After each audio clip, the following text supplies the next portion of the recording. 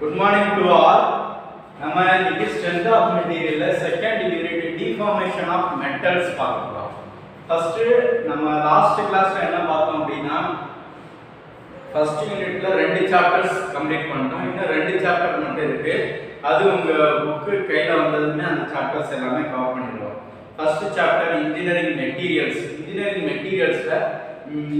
Materials என்னென்ன இருக்கு, அதே மாதிரி ஃபெரஸ்னா என்ன, நான் ஃபெரஸ்னா என்ன, அலாய்னா என்ன, அந்த மாதிரி அப்புறம் mechanical properties, plasticity, elasticity, ductility, durability, machinability, அந்த மாதிரி எல்லாமே பார்த்தோம். செகண்ட் சாப்டர் வந்து நானோ அண்ட் காம்போசிட் மெட்டீரியல். அது வந்து நம்ம புக் வரவும் பார்க்கலாம். அடுத்து தேர்ட் சாப்டர் வந்து மெக்கானிக்கல் டெஸ்டிங் ஆஃப் மிஷின்ஸ். அதுவுமே புக் வரவும் நம்ம பார்க்கலாம். அதாவது ஃபர்ஸ்ட் சாப்டரும் ஃபோர்த் சாப்டரும் கம்ப்ளீட் பண்ணியாச்சு. செகண்ட் அண்ட் தேர்ட் மட்டும் பெண்டிங்ல இருக்கு. அது மட்டும் நம்ம புக் உங்க கையில வந்ததுதான் நம்ம கிளாஸஸ் ஸ்டார்ட் பண்ணிடுவோம். சரியா? ஃபோர்த் சாப்டர் பார்த்தீங்கன்னா ஃப்ரிக்ஷன் பார்த்தோம். ஃப்ரிக்ஷன்ல என்னென்ன டைப் இருக்கு, அதுல ஃபோர்ஸ் ஆஃப் ஃப்ரிக்ஷன் ஆக்ட் ஆச்சுன்னா என்ன ஆகும், அதே மாதிரி ஆங்கிள் ஆஃப் ஃப்ரிக்ஷன் எப்படி இருக்கும், இது எல்லாமே டீடைல்டா பார்த்தோம். இன்னைக்கு நம்ம பார்க்க போறது டிஃபார்மேஷன் ஆஃப் மெட்டல்ஸ். டிஃபார்மேஷன் என்ன? ஃபர்ஸ்ட் ஒரு ஆக்சுவல் ஆப்ஜெக்ட் இருக்கு, அந்த ஆப்ஜெக்ட் நார்மல் சைஸை விட கொஞ்சம் லென்த் வந்து எக்ஸ்பேண்ட் ஆச்சு அப்படின்னா அது டிஃபார்மேஷன் அர்த்தம். ஒரு ஆப்ஜெக்ட் இருக்கு, ஆப்ஜெக்ட் நார்மலா ஒரு லென்த் இருக்கு, ஒரு ஆப்ஜெக்ட் ஒரு ரெக்டாங்குலர் ஷேப் இருக்கு, 3 மீட்டர் இருக்கு, இது டிஃபார்மேஷன். ஆனா யூனிஃபார்மா டிஃபார்மேஷன் ஆகுமா? ஆகாது. டிஃபார்மேஷன் எப்படி இருக்கும்? நம்ம மெஷர் பண்ண முடியாத அளவா இருக்கும். ஒரு சில டிஃபார்மேஷன் மெஷரபிள் டிஃபார்மேஷனாகவும் இருக்கும். டென்சைல் லோட்ல அப்ளை பண்ணோம் அப்படின்னா இது வந்து ஒரு 5 மீட்டர் ஆகும். அந்த மாதிரி அதாவது மெஷரபிள் டிஃபார்மேஷன் இருக்கு, அன்மெஷரபிள் டிஃபார்மேஷன் இருக்கு. மெஷரபிள்னா நம்ம அளவிடக்கூடியது, டிஃபார்மேஷனை நம்ம கணக்கிட முடியும். அன்டிஃபார்மேஷன் அன்மெஷரபிள். டிஃபார்மேஷன் ஆகி அன்மெஷரபிள் இருந்தது அப்படின்னா அந்த டிஃபார்மேஷன் வந்து நம்ம மெஷர் பண்ண முடியாது. மெட்டல்ஸ்ல எப்படி டிஃபார்மேஷன் ஆகுது அப்படின்றது எல்லாமே ஃபுல்லா ஸ்டடி பண்றதுக்காக நம்ம இந்த யூனிட் பார்க்கலாம். இந்த யூனிட்டை பொறுத்தளவுக்கு ரொம்ப ரொம்ப இம்பார்ட்டன்ஸ். இது எல்லாமே நிறைய எல்லா டாபிக்குமே எல்லா விஷயமுமே இல்லை இம்பார்ட்டன்ஸ். இதில் சொல்ற பொதுவாகவே ஸ்ட்ரென்த் ஆஃப் மெட்டீரியல்ன்றதே வந்து ஃபுல் அண்ட் ஃபுல் ரொம்ப இம்பார்ட்டன்டான சப்ஜெக்ட்.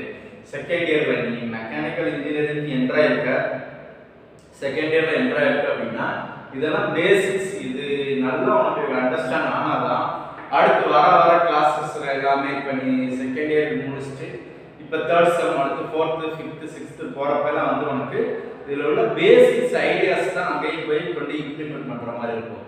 நம்ம பேசிக்காக திங்க் பண்ணுறதுக்கு இந்த மாதிரியான சப்ஜெக்ட்ஸ்லாம் ரொம்ப ஹெல்ப்ஃபுல்லாக இருக்கும். சரியா? இதெல்லாம் ரொம்ப ரொம்ப கோர் சப்ஜெக்ட்ஸ், இம்பார்ட்டண்டான டாபிக்ஸ். சரியா? டிஃபார்மேஷன் எப்படி ஆகுது, டிஃபார்மேஷன் என்ன, அதில் உள்ள டாபிக்ஸ் எல்லாமே நம்ம பார்ப்போம். சரியா? செகண்ட் யூனிட்டை பொறுத்தளவுக்கு 3 சாப்டர் இருக்கு. ஃபர்ஸ்ட் யூனிட்ல 4 சாப்டர் இருந்துச்சுல, அதே மாதிரி செகண்ட் யூனிட்ல 3 சாப்டர் இருக்கு. Simple stresses and strain. நான் 2 கிளாஸுக்கு முன்னாடியே வந்து ஸ்ட்ரெஸ்னா என்ன, ஸ்ட்ரெயின்னா என்ன, ஸ்ட்ரெஸ் எப்படி டெவலப் ஆகும், ஸ்ட்ரெயின் எப்படி டெவலப் ஆகும்ன்றத நான் டீட்டெயிலாக இந்த சப்ஜெக்ட் ஆரம்பிக்கும் போதே உங்களுக்கு சொன்னேன். அதே மாதிரி தான் எப்படி என்னன்றதை நான் டீட்டெயிலாக சொல்கிறேன். சரியா? அதுக்கப்புறம் எலாஸ்டிக் கான்ஸ்டன்ட்ஸ்னா என்ன, ஸ்ட்ரெயின் எனர்ஜி எப்படி ஃபார்ம் ஆகுது, ஸ்ட்ரெயின் எனர்ஜி எப்படி ஸ்டோர் ஆகுது அப்படின்ற மாதிரி எல்லாமே நம்ம டீட்டெயிலாக பார்க்க போகிறோம். சரியா? சிம்பிள் ஸ்ட்ரெஸ் எப்படி டெவலப் ஆகுது, ஸ்ட்ரெயின் எப்படி டெவலப் ஆகுது, ஒரு லோடே இருக்குன்னா அது டைப் ஆஃப் லோடு எப்படி ஆக்ட் ஆகுது, பாயிண்ட் லோடுனா எப்படி ஆக்ட் ஆகுது, எசென்ட்ரிக்னா எப்படி ஆக்ட் ஆகுது, யூடிஎல்னா எப்படி ஆக்ட் ஆகுது, யூவிஎல்னா எப்படி ஆக்ட் ஆகுது, இது எல்லாமே நம்ம ஸ்டடி பண்ணி பார்க்கறதுக்காக இந்த யூனிட். இது ரொம்ப ரொம்ப பேசிக்கான யூனிட். இது நல்லா கொஞ்சம் கவனிச்சுக்கோங்க. சரியா? ஃபர்ஸ்ட் லோடுனா என்ன, லோடுனா என்னன்றத ஃபர்ஸ்ட் நல்லா தெரிஞ்சுக்கங்க. ஒரு சிஸ்டம் இருக்கு அப்படின்னா எக்ஸ்டர்னலா ஒரு ஃபோர்ஸ் ஆக்ட் ஆச்சுன்னா, ஒரு பாடி இருக்கு, ஒரு ஆப்ஜெக்ட், ஒரு பாடின்னு வச்சுக்கோங்க. இங்க இருக்கு, இங்க வந்து நம்ம ஒரு எக்ஸ்டர்னலா வந்து ஒரு ஃபோர்ஸ் ஆக்ட் ஆகுது. இங்கேயோ எங்கேயோ ஏதோ ஒரு இடத்துல எக்ஸ்டர்னலா ஃபோர்ஸ் ஆக்ட் ஆகுது. அப்படி ஆக்ட் ஆகிற ஃபோர்ஸுக்கு பேரு தான் லோட் அப்படின்ற மாதிரி சொல்றோம். நம்ம லோட் எப்படி டினோட் பண்ணலாம், P ன்னு டினோட் பண்ணலாம், இல்லைன்னா W ன்னு டினோட் பண்ணலாம். denotes means notation. நோட்டேஷனா இது எப்படி குறியீடா நம்ம எடுத்துக்குவோம் அப்படின்ற மாதிரி. அதாவது சிஸ்டம் நோட் பண்ணிக்கங்க. இதெல்லாம் வந்து 2 மார்க்ல கேட்டா கூட நம்ம எழுதுறதுக்கு யூஸ் ஆகும். The system of external force acting on a body is called as force. ஒரு ஆப்ஜெக்ட்ல எக்ஸ்டர்னலா லோட் அப்ளை ஆச்சு அப்படினா அது வந்து எக்ஸ்டர்னலா ஃபோர்ஸ் அப்ளை ஆச்சு அப்படினா அது பேர் லோடுன்னு அர்த்தம். சரியா? லோடுனா என்ன? எக்ஸ்டர்னலா ஃபோர்ஸ் அப்ளை ஆகும். சரியா? இது ஓகே.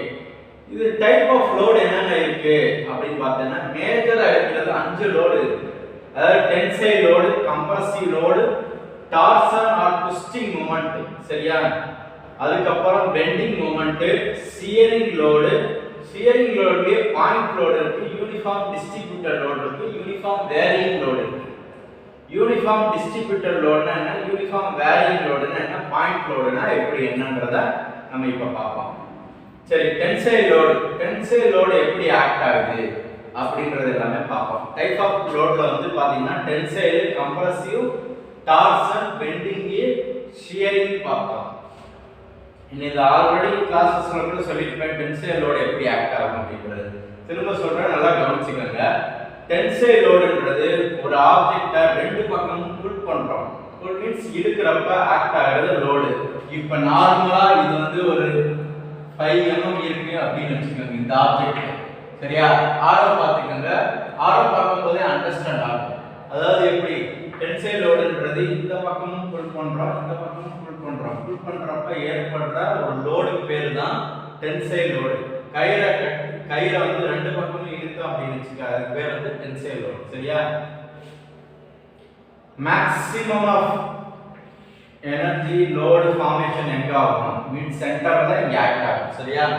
இப்போ வந்து பார்த்தோம்னா டென்சைல் லோடு இப்படி ஆக்ட் ஆகிறதுனால லென்த் இன்க்ரீஸ் ஆகுமா டிக்ரீஸ் ஆகுமா? ரெண்டு சைடு புல் பண்றப்ப என்ன ஆகும்? லென்த் இன்க்ரீஸ் ஆகும். இப்போ 5 mm இருக்கு அப்படின்னா இந்த 6 mm ஆகிறதுனால ஆயிருக்கு. இங்க இது extended load. Length will be extended on tensile load. Tensile லோட்ல லென்த் வந்து எக்ஸ்டெண்ட் ஆகும். சரியா? கம்ப்ரசிவ் லோடுன்றது கிரஷிங் போட்டு அமுக்குறது, போட்டு அமுக்கம். இது ஒரு ஆப்ஜெக்ட் இருக்கு. இங்க ஆப்ஜெக்ட்ல இந்த பக்கம் towards the object load act ஆகுது. அதாவது இந்த பக்கம் ஆக்ட் ஆகுது, இன்பிட்வீன் தி ஆப்ஜெக்ட் சைடு ஆக்ட் ஆகுது. அப்ப ஆக்ட் ஆகும்போது இதுல என்ன ஆகும்? 5 mm இருக்கிறது 4 mm அந்த மாதிரி ஆகும். கம்ப்ரசிவ் ஆகும். கம்ப்ரசிவ்னா கிரஷிங் போட்டு அமுக்குறதுனால இந்த லென்த் டிக்ரீஸ் ஆகும். சரியா? சரி, இந்த டென்சைல் லோடுல வந்து லென்த் இன்க்ரீஸ் ஆகும், இங்க லென்த் டிக்ரீஸ் ஆகும். ஏன் லென்த் டிக்ரீஸ் ஆகுது? கம்ப்ரசிவ் லோடுன்றது லோட கம்ப்ரஸ் பண்ணும். கம்ப்ரஸ் மீன்ஸ் கிரஷிங் போட்டு அமுக்குறப்ப என்ன ஆகும்? இந்த லென்த் வந்து ரெடியூஸ் ஆயிடும். சரியா? அடுத்து தேர்ட் ஒன் வந்து பாத்தீங்கன்னா torsion or twisting moment. Twisting moment என்னது? Twisting moment, torsion or twisting moment, twisting load. Torsion என்னது? ஒரு ஷாஃப்டே இருக்கு. ஒரு ஷாஃப்டே இருக்குன்னா இந்த ஒரு ஷாஃப்ட் இப்படி இருக்கு. சரியா? ஒரு மோட்டரே ஒரு ஃபிக்ஸட் இருக்குது. இங்க ஒரு ஆப்ஜெக்ட் இருக்கு. இந்த ஷாஃப்ட் சுத்திட்டே இருந்துச்சுன்னா இந்த ஓவர் ரொட்டேஷன் ஆகும். இந்த ரொட்டேஷன் ஆகிற மொமெண்ட்டுக்கு பேரு தான் இந்த டார்சன் அப்படின்னு சொல்லுவோம். சரியா? டார்சன் அப்படின்னா என்ன அப்படின்னா twisting moment of the object or shaft is called as torsion. சரியா? டென்சைல் என்னன்னு பார்த்தோம், length will be increased. both side load act ஆகிறப்ப length increase ஆகும். compressive என்னது? length will be decreased. டென்சைல்ல இன்க்ரீஸ் ஆகும், கம்ப்ரசிவ்ல டிக்ரீஸ் ஆகும். டார்சன்ல twisting moment ஆகும், ரொட்டேட் ஆகும். twisting moment of the shaft is called as the torsion அப்படின்றதுதான்.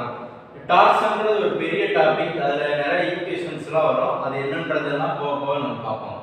பெண்டிங் மொமெண்ட்னா என்ன? இந்த பெண்டிங் மொமெண்ட் shear force அப்படின்றது ஒரு பெரிய டாபிக் இருக்கு 5வது யூனிட்ல. இப்போ ஒரு ரொம்ப இம்பார்ட்டன்டான டாபிக். நம்ம ஒரு வீக்லயே ஒரு நம்ம காலேஜ்ல ஒரு ஆபீஸ் எந்த இடத்துல பாத்தீங்கன்னாலும் இந்த மேல காலம் பீம் இதெல்லாம் போட்டிருப்பாங்க. இந்த மாதிரி பீம் காலம் இதெல்லாம் வந்து shear force bending moment calculation பண்ணி தான் போட்டுருப்பாங்க. ஒரு பீமே போடுறாங்க அப்படின்னா அதில் எவ்வளோ சியர் ஸ்ட்ரெஸ் ஆக்ட் ஆகும், பெண்டிங் ஸ்ட்ரெஸ் எவ்வளோ ஆக்ட் ஆகும், இது லோடு தாங்குமா தாங்காதா அப்படின்ற எல்லா விதமான கால்குலேஷனுமே அதில் இருக்கு. சரியா? இப்போ பெண்டிங் மூமெண்ட் பெண்டிங் லோடு கிட்டத்தட்ட சேம் தான். சரியா? இப்போ பெண்டிங் லோடுனா இங்கே என்ன ஆகும் அப்படின்னு பார்க்கணும். ஒரு ஃபிக்ஸட் ஆப்ஜெக்ட் இருக்கு, இந்த ஃபிக்ஸட் ஆப்ஜெக்ட் இது இருக்கு. சரியா? இங்க இன்பிட்வீன் எண்ட் ஆஃப் த இடத்துல லோட் ஆக்ட் ஆகுது. இங்க லோட் ஆக்ட் ஆனா இங்க நம்ம லோட் கொடுத்தோம் அப்படின்னா இங்க என்ன ஆகும், எந்த இடத்துல மேக்ஸிமம் ஆஃப் ஸ்ட்ரெயின் டெவலப் ஆகும், மேக்ஸிமம் ஆஃப் அழுத்தம் எங்க டெவலப் ஆகும், இங்க மேக்ஸிமம் லோட் இங்க பாயிண்ட் லோட் இங்க கொடுக்குறோம். இங்க கொடுக்குறப்ப என்ன ஆகுது, மேக்ஸிமம் எங்க லோட் வந்து ஸ்ட்ரெயின் எனர்ஜி ஃபிக்ஸட் எண்ட்ல தான், இங்க தான் வந்து அதிகமான ஸ்ட்ரெயின் ஃபார்ம் ஆகும், அழுத்தம் அதிகமா ஏற்படும். சரியா? இங்க தான் சப்போஸ் பிரேக் ஆனா கூட இங்க தான் பிரேக் ஆகும். ஏன் இங்க பிரேக் ஆகுது, இங்க லோட் கொடுத்தா இங்க எப்படி பிரேக் ஆகும் அப்படின்றது கூட கேட்கலாம். நீங்க ஒண்ணு இல்ல, ஒரு ஃபிக்ஸட் எண்ட் இருக்கு, இந்த ஃபிக்ஸட் எண்ட்ல இது ஃப்ரீ எண்ட், இது ஃபிக்ஸட் எண்ட், இது ஃப்ரீ எண்ட். சரியா? இந்த ஆப்ஜெக்ட்டை பொறுத்தளவுக்கு இப்போ இந்த ஃபிக்ஸட் எண்ட் ஃப்ரீ எண்ட்ல லோட் ஆக்ட் பண்றோம்னு வச்சுக்கே, லோட் ஆக்ட் ஆச்சு அப்படின்னா இந்த பெண்டிங் மூமெண்ட் லோட் வந்து எப்படி ஆகும், இங்க வருமா, ஃபிக்ஸட் இப்படியே வருமா, இந்த ஆப்ஜெக்ட்டுக்கு அப்படியே போகுமா. அப்ப மேக்ஸிமம் ஸ்ட்ரெயின் எனர்ஜி எங்க ஃபார்ம் ஆகும், மேக்ஸிமம் ஸ்ட்ரெயின் எனர்ஜி இங்க தான் டெவலப் ஆகும். அப்ப மேக்ஸிமம் ஸ்ட்ரெயின் எனர்ஜி இங்க தான் பிரேக் ஆகிறதுக்கான வாய்ப்பு இருக்கு. மேக்ஸிமம் ஆஃப் பெண்டிங் மூமெண்ட் வந்து எங்க இருக்கு, ஃபிக்ஸட் எண்ட்ல தான் இருக்கு. சரியா? பெண்டிங் மூமெண்ட்னா என்ன, பெண்டிங் மூமெண்ட் எப்படி இதுன்றது பார்க்கலாம். சரியா? பெண்டிங் மூமெண்ட்னா என்ன ஜஸ்ட் தெரிஞ்சுக்கங்க, அடுத்து டீடைலா பார்ப்போம். ஒரு ஃபிக்ஸட் எண்ட்ல எண்ட் ஆஃப் த ஃப்ரீ எண்ட்ல வந்து பாயிண்ட் லோட் அப்ளை பண்ணோம், லோட் அப்ளை பண்ணோம் அப்படின்னா இந்த maximum of energy, maximum of strain energy formed எங்க வேர் அப்படின்னா சியர். சின்ன எக்ஸாம்பிள், நம்ம கையை இப்படி போட்டு அழுத்திட்டே இருக்கோம் அப்படின்னா இந்த இடம் வச்சு அழுத்திட்டே இருக்குன்னா நமக்கு எங்க ஸ்ட்ரெயின் அதிகமாகும், ஸ்ட்ரெயின் இங்கே தான் அதிகமாகும், ஸ்ட்ரெயின் வந்து நம்ம கையில தான் ரொம்ப அதிகமாகும். சரியா? அதே மாதிரி தான் இந்த மாதிரி நம்ம இங்கே லோட் அப்ளை பண்ணோம் அப்படின்னா மேக்ஸிமம் ஃபிக்ஸட் எண்ட்ல தான் ஸ்ட்ரெயின் வந்து டெவலப் ஆகுது. சரியா? அடுத்து நம்ம பார்க்க போறது சியரிங் லோடு. சியர் ஸ்ட்ரெஸ்னா என்னன்னு பார்த்தோம் ஆல்ரெடி. சியர்னா சர்ஃபேஸ் ஆஃப் த கான்டாக்ட்ல ஏற்படுறதுதான். இங்க சர்ஃபேஸ் இருக்கு அப்படின்னா இந்த சர்ஃபேஸ் ஆஃப் த கான்டாக்ட்ல தான் வந்து லோடு டெவலப் ஆகுது, லோடு ஸ்லைட் ஆகுது அப்படின்னா அது பேர் சியரிங் ஸ்ட்ரெஸ். அடுத்து சியர் மூணு விதமான டைப் இருக்கு. Point load, uniform distributed load, uniform varying load அப்படின்னு இருக்கு. பாயிண்ட் லோடுனா என்ன அப்படின்னா ஒன்றும் இல்லை, ஒரு ஆப்ஜெக்ட் இருக்கு,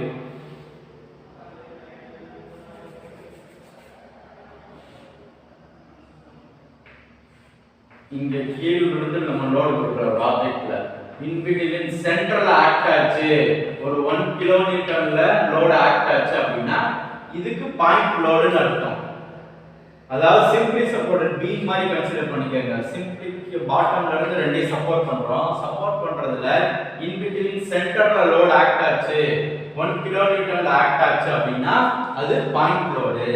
சரி, இதுல இன்னொரு எக்ஸ்ட்ரா அடிஷனலா ஒரு இன்ஃபர்மேஷன் சொல்றேன், நோட் பண்ணிக்கங்க. இங்க ஒரு ஆப்ஜெக்ட் சிம்பிளி சப்போர்ட்டட் பீம் இங்க இருக்கு. சரியா? இதே மாதிரி ஒரு சிம்பிளி சப்போர்ட்டட் பீம் இருக்கு. இந்த சிம்பிளி சப்போர்ட்டட் பீம் வந்து பாயிண்ட் லோட் சென்டர்ல ஆக்ட் ஆகாம சென்டர்ல இருந்து ஒரு 3 மீட்டர் ஆப்போசிட் டைரக்ஷன்லயோ இல்ல இன்பிட்வீன் டைரக்ஷன்லயோ ஆக்ட் ஆச்சு, இங்க ஆக்ட் ஆச்சு அப்படின்னா அதுக்கு பேர் வந்து இது ஒரு 1 கிலோமீட்டர் லோட் ஆக்ட் ஆகுது. இதுக்கு பேர் எசென்ட்ரிக் லோட்.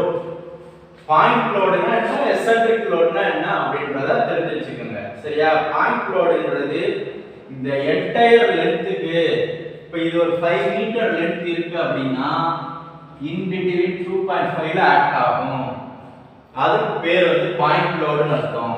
சரி, எசென்ட்ரிக் லோடுனா இன் பிட்வீன் 5 ல 4 ல ஆக்ட் ஆகலாம், 4.5 ல ஆக்ட் ஆகலாம், அதுக்கு பேர் எசென்ட்ரிக் லோடு. சரியா? இதுதான் பாயிண்ட் லோடுக்கும் யூனிஃபார்ம் எசென்ட்ரிக் லோடுக்கும் உள்ள டிஃபரன்ஸ். செகண்ட் திங் வந்து யூனிஃபார்ம் டிஸ்ட்ரிபியூட்டட் லோடு, யூடிஎல் அப்படின்னு சொல்லலாம். UDLன்றத யூனிஃபார்ம் டிஸ்ட்ரிபியூட்டட் லோட் ஷார்ட் ஃபார்ம்ல சொல்றான். ஒரு 1 கிலோமீட்டர்ல ஆக்ட் ஆகிறப்போ இங்க ஆப்ஜெக்ட் இருக்கு அப்படின்னா சிம்பிளி சப்போர்ட்டட் பீம்ன்றது கீழ இருந்து ரெண்டு ஆப்ஜெக்ட்மே லோட் ஆக்ட் ஆகுது. யூனிஃபார்ம் டிஸ்ட்ரிபியூட்டர்னா என்னது? பிரிக்கிறதுன்னு அர்த்தம். அப்ப இங்க இருந்து இப்படியே ஃபுல்லா என்டையர் லென்த்துக்குமே லோட் ஆக்ட் ஆகும். அப்படி ஆக்ட் ஆகுறதுக்கு பேர் வந்து uniform distributed load. Uniform varying load UVL. Uniform varying லோடுன்றது UVL. இது உங்களுக்கு கிளியரா? யூனிஃபார்ம் டிஸ்ட்ரிபியூட்டட் லோடு வந்து உங்களுக்கு புரிஞ்சிருச்சா? ஓகே தானே? யூனிஃபார்ம் டிஸ்ட்ரிபியூட்டட் லோடுன்றது என்ன அப்படின்னா இந்த என்டையர் லென்த்துக்கு இந்த ஆப்ஜெக்ட்ல இருந்து இங்க வரைக்கும் நமக்கு ஃபுல் லென்த்துக்கு என்டையர் லென்த்துக்குமே வந்து லோடு ஆக்ட் ஆச்சு அப்படின்னா அது வந்து யூனிஃபார்ம் டிஸ்ட்ரிபியூட்டட் லோடு. சரி, அடுத்து முடிஞ்சிருச்சு. இது யூனிஃபார்ம் டிஸ்ட்ரிபியூட்டட் லோடு முடிஞ்சிருச்சு. யூனிஃபார்ம் வேரியிங் லோடு அப்படின்னா என்ன? யூனிஃபார்ம் வேரியிங் லோடுன்றது இங்க ஒரு லோடு வேறையா இருக்கும், இங்க ஒரு லோடு வேறையா இருக்கும். ஒரு சின்ன ஆப்ஜெக்ட் இருக்கு, இங்க ஒரு ஆப்ஜெக்ட் இருக்கு. இப்போ இங்க லோடு ஆக்ட் ஆகுது, லென்த் வந்து கம்மியா இருக்கும், இங்க அதிகமா இருக்கும், இங்க அதிகமா இருக்கும், இங்க அதிகமா இருக்கும். அப்ப லாஸ்ட் ஒன் வரப்ப இன்னும் அதிகமா இருக்கும். இப்போ இந்த மாதிரி வேரி ஆகிறதுக்கு பேரு இந்த டாபிக் டைட்டிலே இருக்கு பாருங்க, யூனிஃபார்ம்லி வேரியிங் லோடு. வேற இடத்துல வேற லோடு ஆக்ட் ஆகும். அதாவது ஒரு என்டையர் லென்த் தான், ஒரு 5 மீட்டர் லென்த் தான். அந்த 5 மீட்டர் லென்த்லயே இங்க ஒரு லோடு ஆக்ட் ஆயிருக்கும், இங்க ஒரு லோடு ஆக்ட் ஆயிருக்கும். அதுக்கு பேர் வந்து பாத்தீங்கன்னா யூனிஃபார்ம் வேரியிங் லோடு அப்படிங்கிற மாதிரி சொல்லுவோம். சரியா? இதுதான் இப்ப டைப்ஸ் ஆஃப் லோடுல டென்சைல்னா என்ன, கம்ப்ரசிவ்னா என்ன, டார்ஷன்னா என்ன, பெண்டிங் மூமென்ட், சியர் ஸ்ட்ரெஸ்ல point load, eccentric load, UDL, UVL எல்லாமே பார்த்துட்டோம். சரியா? இதுதான் நம்ம பேசிக்கான விஷயம் எல்லாமே. அடுத்து நம்ம பார்க்க போற இம்பார்ட்டன்ட் டாபிக் சிம்பிள் ஸ்ட்ரெஸ்னா என்ன, ஸ்ட்ரெஸ்னா என்ன. ஆல்ரெடி நான் நிறைய கிளாसेसலயே சொல்லியிருக்கேன். சிம்பிள்னாலும் ஒண்ணுதான், ஸ்ட்ரெஸ்னா இது எல்லாமே ஒண்ணுதான். இப்ப சிம்பிள் ஸ்ட்ரெஸ் எப்படின்னா, சிம்பிள் ஸ்ட்ரெஸ்னா என்ன, சிம்பிள் ஸ்ட்ரெயின்னா என்ன அப்படிங்கறது எல்லாமே பார்ப்போம். சரியா? சிம்பிள் ஸ்ட்ரெஸ் இதுக்கு ஒரு பெஸ்ட் எக்ஸாம்பிள் சொல்றேன், நோட் பண்ணுங்க. ஒரு ஆப்ஜெக்ட் இருக்கு, ஆப்ஜெக்ட்டை நம்ம எக்ஸ்டர்னலா லோடு கொடுக்குறோம். லோடு கொடுத்தோம் அப்படின்னா இன்டர்னலாக ரெசிஸ்ட் பண்ற தன்மை இருக்கும். இன்டர்னலா நான் ஒன்னு கீழே நான் தள்ளி விடுறேன் அப்படின்னா உடனே கீழே விழுந்துட மாட்டேன். ஒரு விஸ்டாண்ட் பண்றதுக்கான கெப்பாசிட்டி வந்து தடுமாற்றம் ஒரு இது இருக்கும் நமக்கு. அப்ப தடுமாறி கீழே விழாம இருக்கிறதுக்கு நமக்குள்ளே ஒரு எதிர்ப்பு சக்தி இருக்கும் இன்பில்டாவே. அந்த தான் நம்ம ஸ்ட்ரெஸ்ன்னு சொல்றோம். Internal resistance offered by a body across the unit cross section of the area. இந்த டெஃபினிஷனை நோட் பண்ணி வச்சுக்கோங்க, ரொம்ப ரொம்ப இம்பார்ட்டன்ட். இந்த சிம்பிள் ஸ்ட்ரெஸ் அண்ட் ஸ்ட்ரெயின்றது ரொம்ப ரொம்ப இம்பார்ட்டன்ட். ஸ்ட்ரெஸ்னா என்ன, ஸ்ட்ரெயின்னா என்னன்றத ரொம்ப ரொம்ப இம்பார்ட்டண்டா தெரிஞ்சுக்கணும். நம்ம ஸ்ட்ரெஸ்ன்றது ஒரு ஆப்ஜெக்ட் இருக்கு, இன்டர்னலா ரெசிஸ்ட் பண்ற தன்மை, இன்டர்னலா எதிர்க்கிற ஒரு தன்மை இருந்தது அப்படின்னா அதுக்கு பேர் stress. Internal resistance offered by a body unit cross section of the area. இதுக்கு பேர் தான் நம்ம ஸ்ட்ரெஸ்னு சொல்றோம். சரியா? ஸ்ட்ரெஸ் எப்படி டினோட் பண்ணா, சிக்மா டினோட் பண்ணாமா? சிக்மா டினோட் பண்ணனா இன்டர்னல் ரெசிஸ்டன்ஸ் பர் ஏரியா. இன்டர்னலாவே ரெசிஸ்ட் பண்ணுது, அது எதிர்க்குது அப்படின்னா அதுக்கு என்ன பேரு, லோடுன்னு சொல்லலாமா? அப்ப லோட் பை ஏரியா எழுதலாமா? லோடுனா என்ன, மீட்டர்ல எழுதலாமா? ஏரியாவை மீட்டர் ஸ்கொயர்ல எழுதலாம், ஆர் mm ஸ்கொயர்ல எழுதலாம். ரெண்டும் ஒண்ணுதான். அப்ப mm ஸ்கொயர். இப்போ புரிஞ்சுச்சா? ஸ்ட்ரெஸ்னா என்ன, ஸ்ட்ரெயின்னா என்னன்னு தெரிஞ்சுக்கணும். சரி, அடுத்து ஸ்ட்ரெயின். இப்ப ஸ்ட்ரெஸ் முடிஞ்சிச்சு. ஸ்ட்ரெயின்னா என்ன? ஸ்ட்ரெஸ் டெவலப் ஆனா ஸ்ட்ரெயின் டெவலப் ஆகுமா? கண்டிப்பா ஆகும். Stress is directly proportional to strain. இதெல்லாம் ஹூக்ஸ் லா சொல்லுது. சரியா? ஹூக்ஸ் லான்ற ஒரு சயின்டிஸ்ட் ஆல்ரெடி, ஹூக்ஸ்ன்ற ஒரு சயின்டிஸ்ட் வந்து ஆல்ரெடி டெரைவ் பண்ண விஷயம் தான். Stress is directly proportional to strain. அப்ப ஸ்ட்ரெயின்னா change in length by original length. Definition note பண்ணிக்கங்க. Ratio between the change in length into the original length. Change in length divided by original length என்னது? ஒரு object இருக்கு, ஒரு shaft இருக்குன்னு வச்சுக்கோங்க. இது ஒரு ஷாஃப்ட் 50 மீட்டர் இருக்கு. இது வந்து ஒரிஜினல் லென்த். சரியா? இதுல ஸ்ட்ரெயின் அக்யூர் ஆகுது. ஸ்ட்ரெயின் அக்யூர் ஆனா என்ன ஆகும்? ஸ்ட்ரெயின் அக்யூர் ஆனா இந்த டெஃபினிஷன் பாருங்க, change in length divided by original length. அப்போ ஒரிஜினல் லென்த்ன்றது என்ன ஆகும்? ஒரிஜினல் லென்த்ன்றது 50, change in length already change ஆயிட்டோம்னா அந்த லென்த் என்னது? இங்கிட்ட ஒரு 5 இங்கிட்ட ஒரு 5 என்னாச்சு? 60 mm ஆயிடுச்சு. ஓகேவா? அப்ப இதுல என்ன வரும்? Change in length 60 divided by 50 தான் இந்த ஸ்ட்ரெயின். ஸ்ட்ரெயினுக்கு யூனிட் இருக்கா? ஸ்ட்ரெயினுக்கு யூனிட் இருக்கா இல்லையா? ஸ்ட்ரெயினுக்கு யூனிட் இல்ல. நான் ஆல்ரெடி சொல்லியிருக்கேன். ஏன் யூனிட் இல்ல? யூனிட் இல்லன்னு சொன்னாங்க. ஏன் இல்ல, எப்படி இல்லன்றதை நம்ம தெரிஞ்சுக்கணும். சரியா? லென்த் நம்ம எப்படி எடுப்போம்? லென்த் மீட்டர்ல தான் எடுப்போம். அது சேஞ்ச் இன் லென்த்தா இருந்தாலும் சரி, ஒரிஜினல் லென்த்தா இருந்தாலும் சரி, மீட்டர்ல எடுத்தனா இந்த மீட்டர் இந்த மீட்டர் கேன்சல் ஆகும். அதான் நோ யூனிட் அப்படின்னு சொல்றோம். அப்ப இது எப்படி? E equal to E del L by L. இதுதான் இது ஃபார்முலா. நோட் பண்ணி வச்சுக்கோங்க. ஸ்ட்ரெஸ்ஸுக்குரிய ஃபார்முலா லோட் பை ஏரியாவை P by ன்றது P by A ன்னு எழுதி வச்சுங்க. ஸ்ட்ரெயினுக்கு del L by L no unit, இதை எழுதி வச்சுக்கோங்க. இதெல்லாம் ரொம்ப ரொம்ப இம்பார்ட்டன்டான ஃபார்முலாஸ். சரி, அதுக்கப்புறம் ரொம்ப ரொம்ப இம்பார்ட்டன்டான யூனிட் கன்வர்சேஷன் தெரியலைன்னா நம்ம ஒண்ணுமே பண்ண முடியாது. பேசிக்கா யூனிட் கன்வர்சேஷன்னா என்ன, யூனிட் வந்து எதுக்கு, பாஸ்கல்னா என்ன, கிலோ பாஸ்கல்னா என்ன, அதே மாதிரி ஜிகா பாஸ்கல் மெகா பாஸ்கல்னா என்னன்றதை தெரிஞ்சு வச்சுக்கோங்க. இதெல்லாம் ஆல்ரெடி டெரைவ் பண்ண யூனிட். சரியா? ஆல்ரெடி நமக்கு முன்னாடி இருந்த சயின்டிஸ்ட் எல்லாமே இப்போ 1 pascal equal to 1 newton metre. சரியா? இதெல்லாம் ஆல்ரெடி டெரைவ்டு யூனிட். சரியா? டெரைவ் மீன்ஸ் ஆல்ரெடி டெரைவ் பண்ணியிருக்காங்க. இதுல வந்து கான்ஸ்டன்ட், இதெல்லாம் நம்ம எப்பவுமே நல்லா ஞாபகம் வச்சுக்கணும். சரியா? 1 pascal equal to 1 newton per metre squared. இது 1 கிலோ பாஸ்கல்னா, கிலோனா என்னது? 1000. 1 கிலோன்றது என்ன? 1000. அப்போ 1 kilo pascal equal to 1000 equal 1000 இல்லனா அது 1000 எப்படி எழுதலாம்?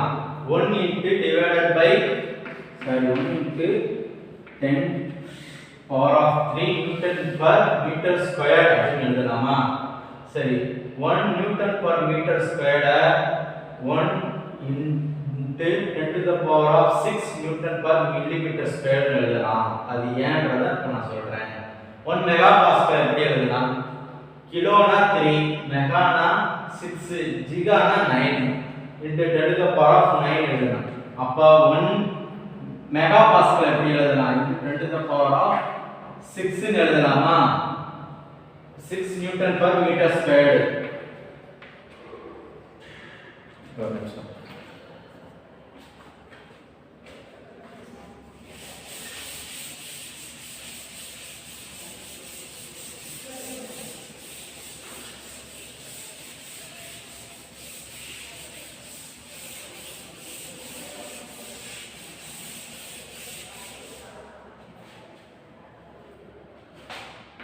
ஒன் பாஸ்கல்ன்றது 1 நியூட்டன். பாஸ்கல்னா PA எழுதலாம். சரியா? அப்போ 1 நியூட்டன் per மீட்டர் ஸ்கொயர். ஓகேவா? 1 கிலோ பாஸ்கல், 1 கிலோனா 1000, கிலோ பாஸ்கல் 1000 எழுதலாம், 1000 பாஸ்கல் எழுதலாம். அப்படி இல்ல அப்படின்னா 1 into 10 to the power of 3 kp அப்படிங் கிலோ பாஸ்கல் அல்லைனா நியூட்டன் பர் மீட்டர் ஸ்கொயர் அப்படின்னு எழுதலாம். Newton per metre square. ஏன் நியூட்டன் பர் மீட்டர் ஸ்கொயர் எழுதுறோம்? கிலோ பாஸ்கல் ஏன் நியூட்டன் பர் மீட்டர் ஸ்கொயர் எழுதுறோம்? சரியா? இங்க தான் நமக்கு தெரியும் already derived 1 kilo pascal equal to 1 newton per metre square தெரியுமா? சரி, அப்போ 1 மெகா பாஸ்கல்னா எவ்வளோ? 1 மெகா பாஸ்கல், மெகானா அதாவது இந்த நீங்க படிச்சிருக்கீங்க. கிலோனா 1000, 10 to the power of 3 ன்னு எழுதணும். மெகானா 10 to the power of 6 ஓகேவா ஜிகானா 10 to the power of 9 சரியா இது not only strength of material மட்டும் யூஸ் ஆகாது என்டையர் எங்க மேத்தமேட்டிக்ஸ் ப்ராப்ளம் எஃப்எம் எல்லா சப்ஜெக்ட்டுக்குமே இந்த பேசிக் கான்செப்ட் யூஸ் ஆகும் சரியா அதனால இந்த யூனிட் கன்வர்சேஷன் எப்படி பண்றோம் யூனிட் கன்வர்சேஷன் பண்ண தெரியாம நம்ம ஃபார்முலாவோ இல்ல ஒரு ப்ராப்ளமோ சால்வ் பண்ண முடியாது இன்ஜினியர்னா என்ன ஒரு எந்த ஒரு ப்ராப்ளத்தையும் சால்வ் பண்ண தெரியணும் சால்வ் பண்ண தெரியலைன்னா நமக்கு வந்து நம்ம ஒரு இன்ஜினியரிங் ஸ்டூடெண்டாவோ இல்லை டிப்ளமோ ஸ்டூடெண்டாவோ நம்ம குவாலிஃபை ஆக முடியாது அதுக்கு இந்த மாதிரி பேசிக் கான்செப்ட்லாம் வந்து தெரிஞ்சு வச்சுக்கணும் இதெல்லாம் சிம்பிள் தான் ரொம்ப பயப்பட வேண்டியது இல்லை சின்ன சின்ன கான்செப்ட் சிம்பிள் கான்செப்ட் தான் சரியா கிலோ மெகா ஜிகா கிலோன்றது 10 to the power of 3 மெகான்றது 10 to the power of 6 ஜிகான்றது 10 to the power of 9 சரியா இப்ப இது mega 1 mega pascal equal to 10 to the 1 into 10 to the power of 6 newton per metre square சரியா ஏன் அப்படி சொல்றோம் கிலோ ஜிகானா ஜிகா பாஸ்கல் தான் சொல்றோம் நம்ம pn போடலாம்ல pn போட்டால் கரெக்ட் தான் 1 into 10 to the power of 6 pascal நம்ம கரெக்ட் தான் ஏன் correct 1 pascal equal to 1 newton per metre square அப்ப 1000 pascal equal to 1000 newton per metre square 10 to the power of 10000 நால அதுதான் வரும் 1 lakh நால அதான் வரும் b equal to ரெண்டு சேம் அப்படின்றப்ப இதான் வரும் சரியா இப்போ 1 ஜிகா பாஸ்கல்னா என்ன 1 to 10 to the power of